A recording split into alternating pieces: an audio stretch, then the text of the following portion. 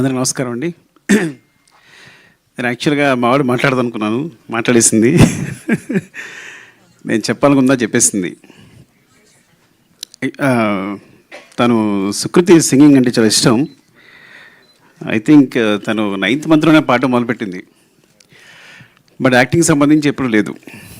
కానీ పద్దక్క సిందక్క వీళ్ళిద్దరి గురించి చెప్పాలి. అసలు మామూలు జర్నీ కదా. అసలు 5,000 రూపీస్ సినిమా స్టార్ట్ చేసింది, ఈ అమ్మాయి ఏమో సినిమా రాసుకుంది. సో సింధు నాకు మెసేజ్ పెట్టిన తర్వాత సరే అడిగితే తను చేయనంది. సుకృతి నేను చేయను, సేమ్ తను చెప్పినట్టే. నేనేమన్నానంటే అది చెప్పేశాను నేను వీళ్ళకి, తను చేయదు అంటే. కానీ పొద్దుకే ఉంది ఒకసారి నేను మాట్లాడుతానంది. మాట్లాడుతానంటే సరే అని తీసుకెళ్ళాను యాక్చువల్గా. సరే అయితే నేను కథ వింటానంది తను. సరే నేను కూర్చున్నాను, నన్ను చూసి గెటౌట్ అంది నన్ను సుకృతి. సో నేను బయటకు వెళ్ళిపోయాను. సో వాళ్ళు మాట్లాడుకున్నారు, కథ ఓకే అయింది. సార్ ఫస్ట్ ఏంటంటే తను ఎప్పుడు పర్ఫామ్ చేస్తున్నట్టు ఎప్పుడు సార్ చిన్నపిల్ల ఫేస్ పెడుతుంది, ఇలా అంటుంది, ఇలా కార్టూన్లో గంతులు వేస్తుంటుంది, నా ముందేమో గారాలు పోతుంటుంది, ఎప్పుడు ఒకే ఎక్స్ప్రెషన్ పెడుతున్నట్టు డడ్డా అంటుంటుంది అంతే. సో దీనికి ఎక్స్ప్రెషన్స్ వస్తాయి అనుకున్నాను నేను. సో అసలు నమ్మకం లేదు నాకు. సో మా పద్దక్క నేను పంపిస్తే చేస్తుందని అడుగుతున్నా, చేస్తుంది అంటున్నారు. ఏమో సుకుమార్ కూతురు కాబట్టి చేస్తుంటున్నారా నాకు అర్థం కావట్లా.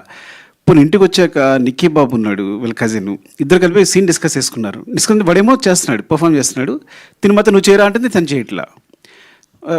పడమ్మ నువ్వు సదా ఒక సీన్ చేసి చూపించవచ్చు కదా నాకు అన్నాను. ఎందుకంటే వాళ్ళకి సంబంధం లేదు సినిమా. బికాజ్ నేను ఎప్పుడు షూటింగ్ రానివ్వను. ఎందుకు షూటింగ్ రానివ్వను అంటే షూటింగ్ వస్తే నాకు కాన్సన్ట్రేషన్ అంతా పిల్లల మీదే ఉంటుంది.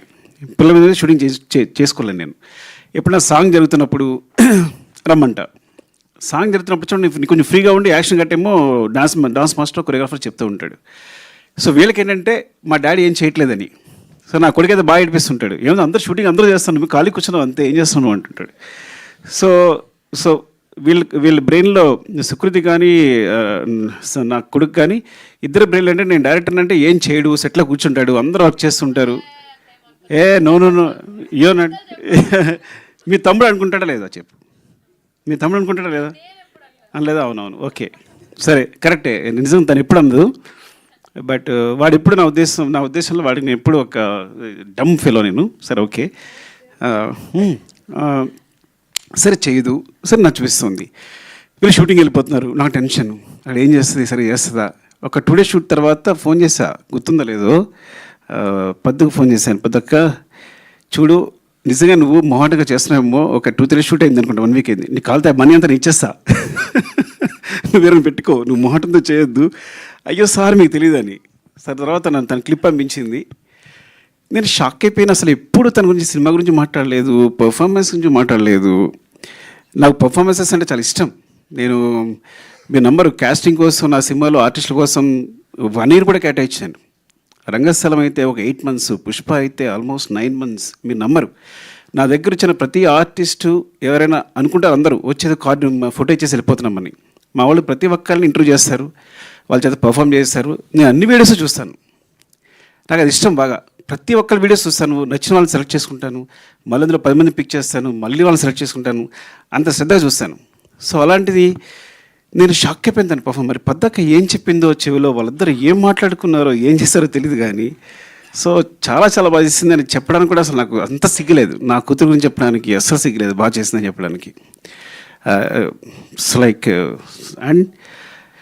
And Sindhu as like amazing. సీరియస్గా ఒక సినిమా నా దగ్గర అసిస్టెంట్గా చేసింది, కుమార్ 29.5కి అసిస్టెంట్గా చేసింది ప్రతాప్ దగ్గర. అప్పుడు తెలిసింది సడన్గా వచ్చి సినిమా ప్రొడ్యూస్ చేస్తాను, అంతే నువ్వు ప్రొడ్యూస్ ఏంటని. వీళ్ళు పట్టుదల చూడండి, చూసుకుని మొత్తం జర్నీ స్టార్ట్ చేశారు, సినిమా కంప్లీట్ చేశారు. ఇలా జరిగింది. తర్వాత అందరం వచ్చి చేరాం. అండ్ స్పెషల్లీ అంటే సింధు ధైర్యం తెలియదు కానీ పాపం తనకున్నది ఏదో ఏం చేస్తుందో తెలియదు. మొత్తం ఈ సినిమా కంప్లీట్ చేసింది. క్రౌడ్ ఫండింగ్, తను ఫండింగ్